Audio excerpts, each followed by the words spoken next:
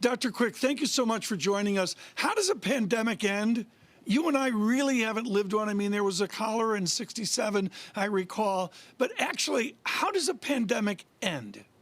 So, I mean, it's basically like a forest fire, and it either ends when it runs out of wood, which is us humans, or it ends when there is a response, basically dumping water all over it, which is what a safe and effective vaccine would do. And those are the two ways that it can end. And right now, the good news is that we have seen, I think, just remarkable news on the vaccine side. But at the same time, we're letting that forest fire run uncontrolled in this country. And Dr. Quick, I say this with great respect for all watching and listening that have suffered this personally, particularly the essential workers and those that have lost older loved ones.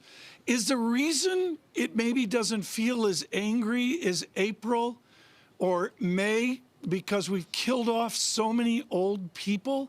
Is our pandemic demographic now different than it was in spring?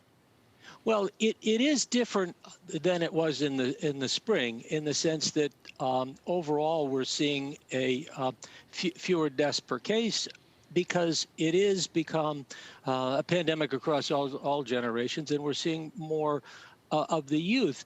But I mean, the reality is that we still have tens of millions of people who are at risk.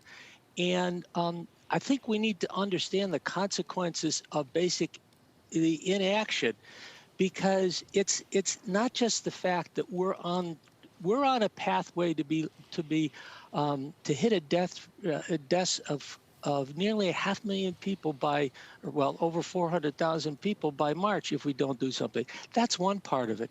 The other is millions of people who have had COVID who are going to have the lingering consequences.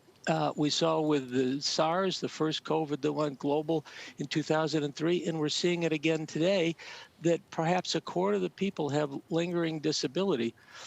Not to mention the fact that letting this go out of control, people are not going to feel safe going out. They're not going to feel safe in schools.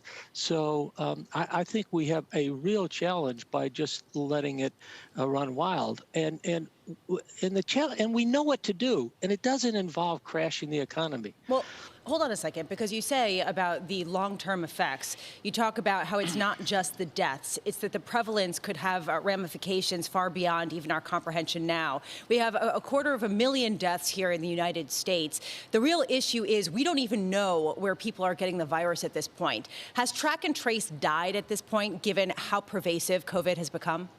Yeah, I mean, the track and trace at this point is going to be less important in the majority of places that are having it. That's not true, though, in more focused settings like schools and workplaces where we still have some opportunity. But overall, the key thing is a handful of core actions. Everybody mask, restrict or suspend dangerous indoor places, limit gatherings over 10, stay home if symptomatic, businesses provide leave, and government help support business. I mean, it's not complicated, and we can't choose. It's not like it's a menu. You choose one or the other. What we know clearly from 1918 and again now is doing all of these things together until we have bent the curve. And we can do it, and we can do it without crashing the economy. Dr. Quick, this is an essential point, because some people will look around and say the death rate is low, even when we have a pervasive virus. Why not let it go rampant? Why shut down my social life? Why increase the incidence of depression and the widening gap and inequality and a whole host of other issues? What would you say to those people about some of the restrictions that have been coming out, basically saying these are harming us more than helping us?